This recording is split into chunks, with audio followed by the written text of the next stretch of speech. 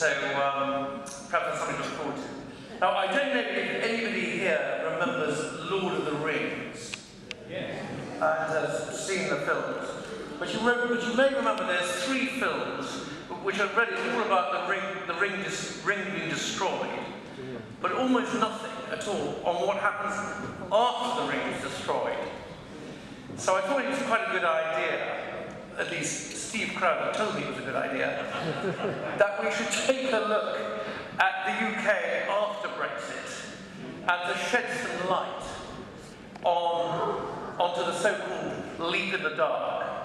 So let's go and dwell momentarily in the sunlit uplands after Brexit. Well, first of all, we will have got our democracy back. The only people making our laws will be people we have actually voted for. Our laws and regulations will come from Parliament, and not from unelected bureaucrats in Brussels. We will regain our full voice at the World Trade Organization and a whole host of other international organizations where our voice has been muted, rendered almost dull, of 1 of 28 in the EU. We will sign trade agreements in our own national interest, and we will have got back, repatriated our powers to negotiate these trade agreements. We will have re-established the supremacy of our own law. We will have got back our own waters, which accounts for more than 2/3 of what the EU calls its waters, and our fishermen will be allowed to fish. Our commerce will no longer suffer unnecessary interference and job-destroying regulation. No longer will waves of unskilled immigrants from Eastern Europe drive down the wages so British people cannot get properly paid work.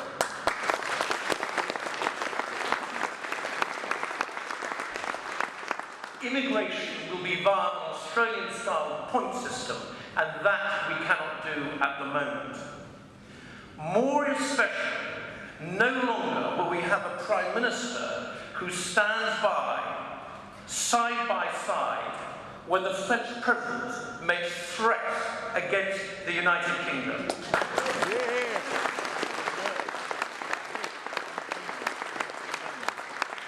This was a disgrace, and indeed it's likely that the Prime Minister egged on Mr. Hollande to do just that. Mr. Hollande is diminutive anyway, but he diminishes France and diminishes himself when he threatens the UK in this way.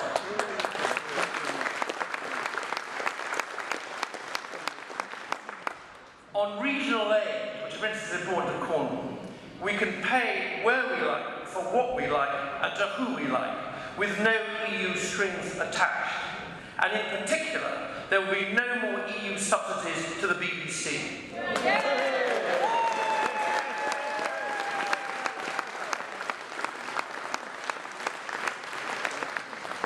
Now, let's take a look at what we're paying out to be threatened.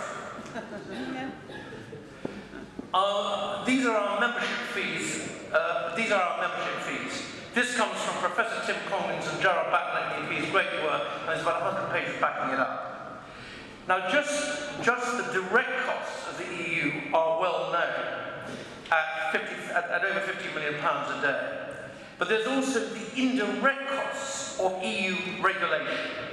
And one example of that just now here is the Port of Bristol, where 8,000 jobs are threatened by a forthcoming EU directive. Hopefully it will be stopped in time, but we can't count on it. Let me make the essential point that less, significantly less, than 15% of our economy is accounted for by trade with people and businesses of the member states of the European Union. Nevertheless, 100% of our economy is subject to EU regulation, which moreover our civil service rigorously enforces. Outside the EU, the UK will be financially stronger and better off.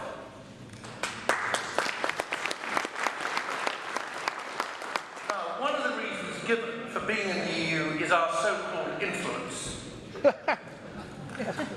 So let's take for a couple of moments I think he's going to have a talk. Well, how much influence we actually have. In the Council of Ministers, until November, the UK had just 8.24% of the votes. And that number decreased each time there was a new member state. In a few short years, Bosnia, Serbia, Moldova, Albania and Macedonia, all very poor countries, will be in the EU. So in consequence, our so-called influence in the EU will be even less. And as others have said, let's not forget that the Liberal Democrats, Greens, Labour, and especially the Conservatives all want Turkey to become a member state of the European Union with its fast-growing population of 75 million. Now, MEPs are not particularly important, but for the record, the UK has just 9.7% of MEPs, and in case anybody's interested, it's 73 out of 751. But more important is the Commission, which I'm going to look at for about the next couple of minutes. In the Commission, which is, as it were, the government, the UK has 1 out of 28 commissioners. And by the way, Mrs. Thatcher's day, we had 2 of 13. Rather different. Now let's have a look and see where the UK Commissioner sits in what's intended to be the European government. So first of all, here's the President of the Commission, a former Prime Minister of Luxembourg, a very grand fromage indeed. But by the way, Luxembourg's population is less than half that of Gloucestershire. So there's the President with his private jet, which, by the way, is a Cessna citation for the curious. I looked it up. And below him are the 2 first vice presidents, who I hope are going to appear. There they are, who report directly to the President of the Commission. I'm just wondering, are either of these the British Commissioner? I can hear you asking. And the answer is, I'm afraid not. So let's go to the reporting tier below. Surely there are 4 of these. Surely one of these must be the British Commissioner. I'm afraid not. Now here is the final tier, with 20 commissioners. And here at last we see 4th spear carrier from the bottom. Somewhere between the Slovenian and the Slovakian Commissioner is our very own UK Commissioner, outlined in blue. I think it's red actually, but anyway it's blue. And he directly reports, in case you're curious, to the Commissioner from Finland, who's younger than he is. So the fact is very clear. We're giving up being an independent country in order to have one insignificant commissioner in the 4th tier of the commission, on the 4th level, as it were, in the back of the plane. Incidentally, no, I haven't read this anywhere else. I think you can count this as being original research, but it's actually readily available. Now, to go back to the point about influence, since they started keeping the records in 1996, there have been 72 proposals from the European Union Commission, which the UK government opposed and wanted to block because they perceived it as being the UK's national interest.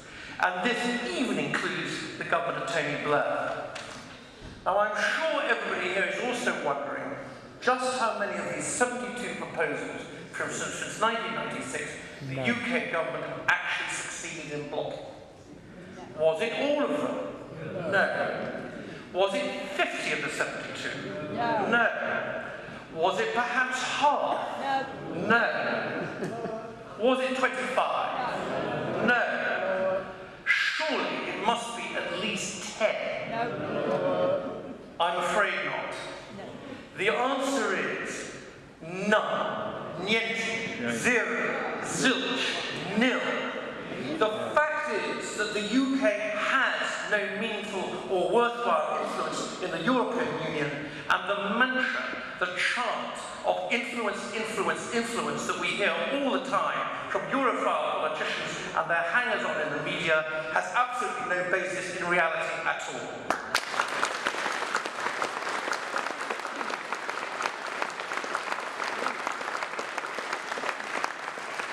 We have no worthwhile influence, and we never will have. Now to trade. Some people suggest or imply, bizarrely, that on Brexit, all our trade with the EU would cease. Will cease, I should say. And you would certainly have this impression if you listen to Mr. Cameron or Newsnight on BBC Two. So let's look at some real facts. This is new, I only came up with this about 3 weeks ago. China exports more goods to the EU than does the UK. Oh, it disappeared. I'll just repeat it again. You read this carefully, it is worth, let's see, it's in billions of euros. China exports more goods to the EU than the UK. And has done since the record has been kept, certainly the last 5 years.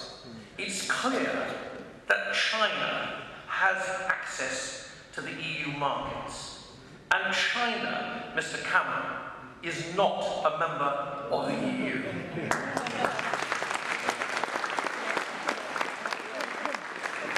Not yet, anyway.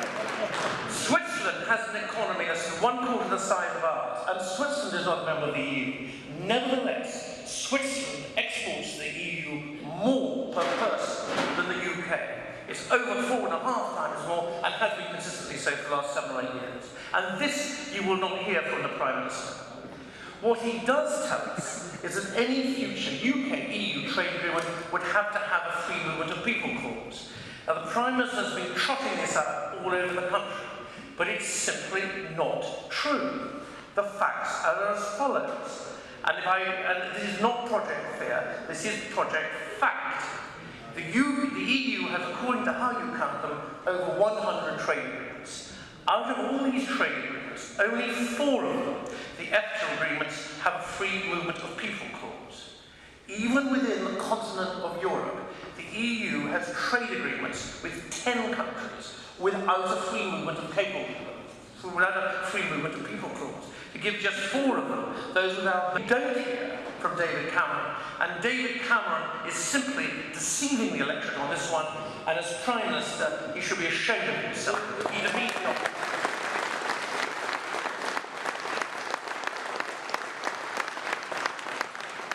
Now, I hardly ever agree with the former leader of the Scottish Nationalist Party, Alex Salmond, but it's clearly the case that on Brexit, David Cameron should resign.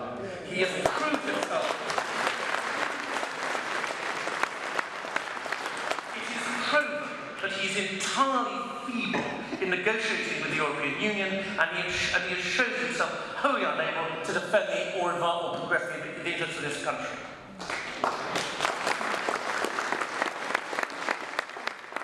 What we do hear from Mr. Cameron is and others is the so-called 3 million jobs disappearing on Brexit. This is tendentious nonsense, total tosh. At least 4 million jobs in the EU, and it's probably more like 5 million, depend on trade with the UK. We can be absolutely certain that trade will continue, and that the only people who will lose their jobs on Brexit are members of the European Parliament, such as myself.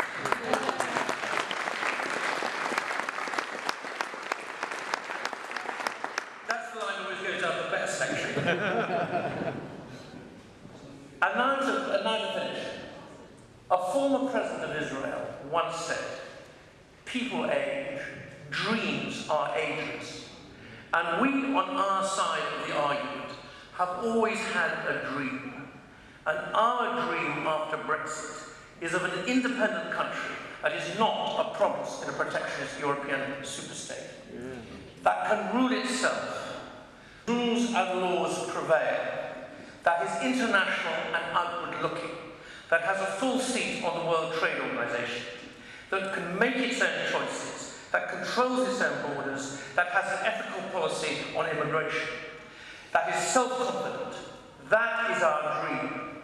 And this dream can come true only on Brexit, where, if I may quote myself, we are out of the EU and into the world. Yeah.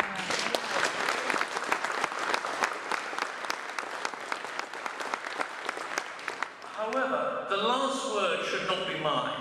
The last word should go to Winston Churchill, who once wrote, and this will be familiar to many people here, If Britain must choose between Europe and the open sea, she must always choose the open sea. Yeah.